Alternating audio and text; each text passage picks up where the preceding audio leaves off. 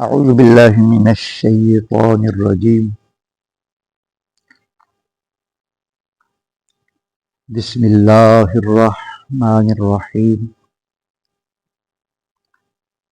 والنجم اذا ہوا، قسم ہے اس روشن ستارے کی جب وہ نیچے اترا۔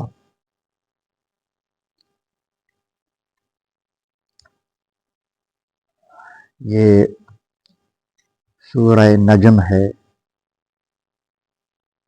ابھی 27واں پارہ چل رہا ہے۔ سورہ طور ختم ہو چکی ہے اور سورہ نجم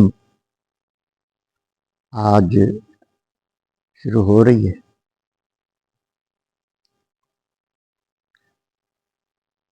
تو نجم ستارے کو کہتے ہیں۔ یہاں اس کا مرادی معنی لیا گیا ہے حضرت امام جعفر صادق رضی اللہ تعالی عنہ سے مروی ہے، آپ ارشاد فرماتے ہیں والنبی صلی اللہ علیہ وآلہ وسلم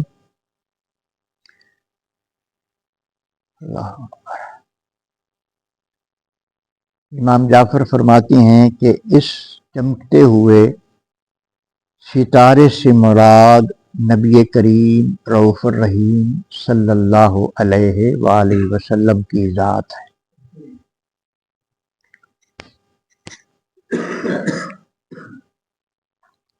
کیونکہ یہ مفسرین، یہ اہل بیت اطہار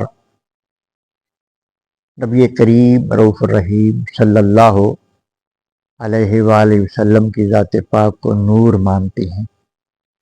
چاند اور ستارے یہ جو روشن چیزیں ہیں ان کو نور سے بنایا گیا ہے۔ تو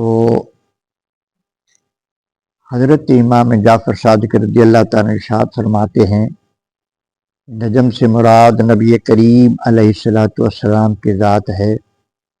اذا ہوا سے مراد یہ ہے کہ چونکہ یہاں ارشاد فرمایا ہے کہ قسم ہے ستارے کی جب وہ نیچے اترا۔ امام جعفر صادق ارشاد فرما رہے ہیں کہ نبی کریم رؤوف الرحیم صلی اللہ علیہ وآلہ وسلم کو جب اللہ تبارک و تعالی نے معراج کرانا چاہا، اپنا دیدار کروانا چاہا، آسمانوں کی سیر کرانا چاہی، تو اللہ تبارک و تعالی نے جبریل امین کو حکم فرمایا جو براق لے کر سواری کے طور پر نبی کریم علیہ السلام کی جنت کی سواری براق لے کر حاضر ہوئے، اور بڑے فرشتوں بڑے تعداد میں ساتھ آئے استقبال کے لیے، اور بڑے اعزاز کے ساتھ نبی کریم رؤوف الرحیم صلی اللہ علیہ وآلہ وسلم کو لے کر آسمانوں کی طرف گئے۔ بڑی تفصیلات آتی ہیں حدیثوں میں کہ بڑی شان و شوکت کے ساتھ جبریل امین براق کے ذریعے نبی کریم علیہ السلام کو بیت المقدس میں لے گئے، وہاں انبیاء علیہ السلام کی امامت کروائی نبی کریم علیہ السلام نے، تعارف ہوا، پھر آسمانوں کی سیر ہوئی، اور حضرت جبریل امین تو سدرۃ المنتہا پر رہ گئے تھے، آگے نبی کریم علیہ السلام اکیلے گئے تھے، اور براق بھی وہاں رہ گیا تھا۔ پھر آگے ایک سواری رف اس کی کیفیت اللہ اور اللہ کا رسول جانتے ہیں۔ یہ اس کا ارشاد فرمایا ہے کہ کھچر کی صورت میں یہ براق تھا، اور وہ جو رف تھا وہ ایک تخت کی صورت میں تھا۔ سدرۃ المنتہا سے آگے لا مکان تک نبی کریم علیہ السلام جس پر سوار ہو کے تشریف لے گئے، اور جہاں اللہ پاک نے چاہا لا مکان میں پھر بات چیت ہوئی، واپسی جو ہوتی ہے نبی کریم علیہ الصلوۃ والسلام، تو واپسی آپ اکیلے، یعنی اللہ تبارک و تعالیٰ کی رحمتوں اور قدرتوں کا ساتھ آپ تشریف لاتے ہیں، تو اس منظر کو اللہ تبارک و تعالیٰ نے محبت کے ساتھ بیان فرمایا ہے۔ والنجم اذا ہوا، قسم ہے اس چمکنے والے ستارے کی جب وہ نیچے اترا۔ معراج کی واپسی پر جو منظر تھا اس کی قسم اللہ پاک نے اٹھائی۔ اس کے بعد ارشاد فرمایا ما ضل صاحبکم وما غوا، اللہ تمہارا یہ زندگی بھر کا ساتھی نہ راہ حق سے بھٹکا اور نہ بہکا۔ ساتھی سے مراد نبی کریم رؤوف الرحیم صلی اللہ علیہ وآلہ وسلم کی ذات ہے، اور خطاب ہو رہا ہے اہل مکہ کو۔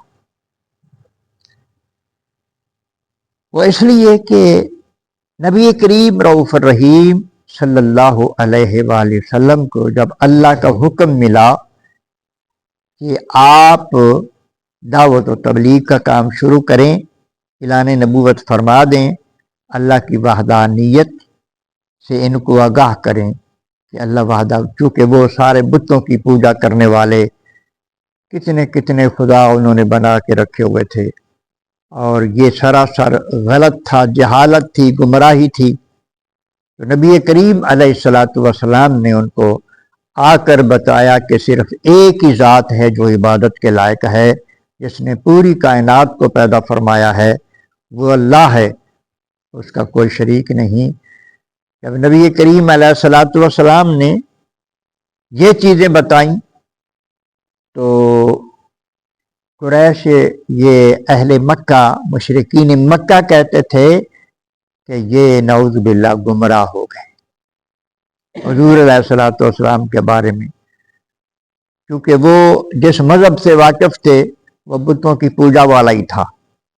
ان کے خیال کے مطابق کہ نبی کریم علیہ الصلوۃ والسلام اپنے آبا و اجداد کے مذہب کو چھوڑ چکے ہیں، حالانکہ آبا و اجداد کے مذہب کو وہ چھوڑ چکے تھے۔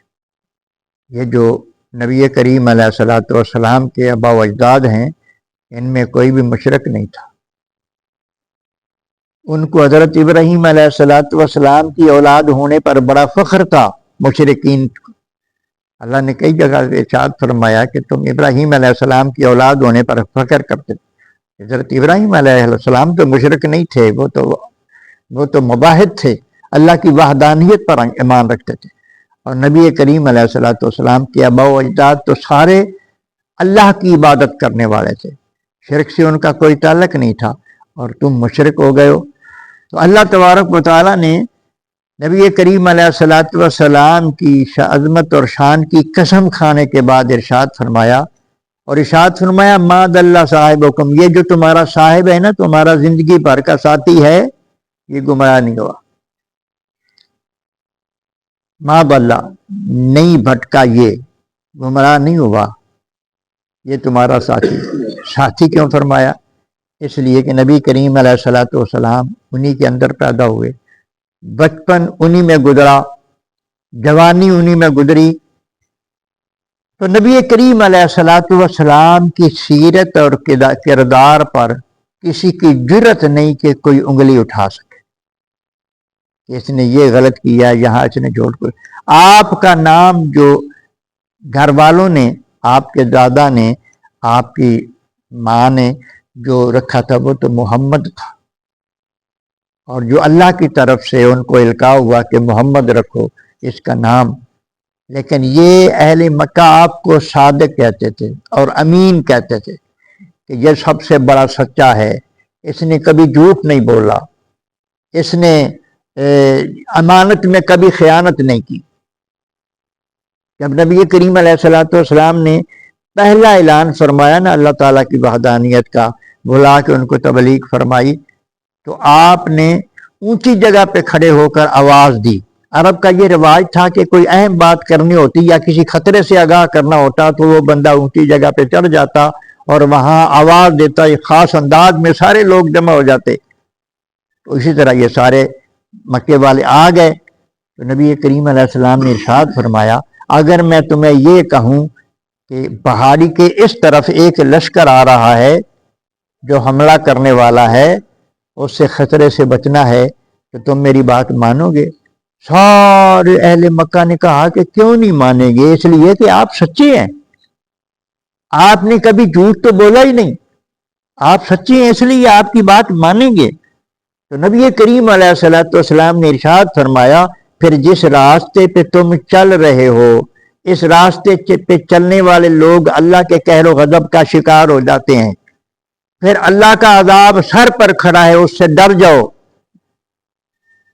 ان کو تکلیف ہو گئی. وہ ابو لہب بولا اچھا تو اس واسطے سانو بلایا ہے، تیرا ہاتھ ایسے ہو جائے. بدعا دی اس نے. اللہ پاک نے اس کا جواب دیا تبت یدا ابی لہب تب، میرے محبوب کا ہاتھ ٹوٹنے کی بات کرنے والے تیرے دونوں ہاتھ ٹوٹ جائے. یہ سورۃ تبت یدا اس موقع پہ نازل ہوئی. تو وہ بھی یہ کہتے تھے کہ تم سچے ہو، تم نے کبھی جھوٹ نہیں بولا. لیکن جب نبی کریم علیہ السلام نے دین پیش کیا تو کہنے لگے یہ گمراہ ہو گیا. اللہ پاک نے ان کا جواب دیا کہ ما ضل صاحبکم وما غوی، یہ تمہارا عمر بھر کا ساتھی نہ یہ بھٹکا ہے نہ یہ بہکا ہے، یہ صراط مستقیم پر چل رہا ہے، تمہیں بھی اس طرف لے جانا چاہتا ہے، تم اس کی بات سمجھ جاؤ. وما ينطق عن الهوى ان هو الا وحی یوحی، اللہ نے فرمایا تم اسے بھٹکا ہوا کہتے ہو، یہ تو اپنی خواہش نفس سے بولتا ہی نہیں، یہ تو وہی بات کرتا ہے جو ہماری طرف سے وحی ہوتی ہے. نبی کریم علیہ السلام جو بات بولیں وہ حضور کی اپنی نہیں ہوتی، وہ اللہ کی بات ہوتی. یہ آیت بتا رہی ہے وما ينطق عن الهوى، وہ تو اپنی طرف سے بولتے ہی نہیں، ان هو الا وحی یوحی، وہ وہی بولتے ہیں جو اللہ کی طرف سے وہی ہوتی ہے. گمراہ کیسے ہو سکتے ہیں؟ اللہ تبارک و تعالی سمجھنے کی توفیق عطا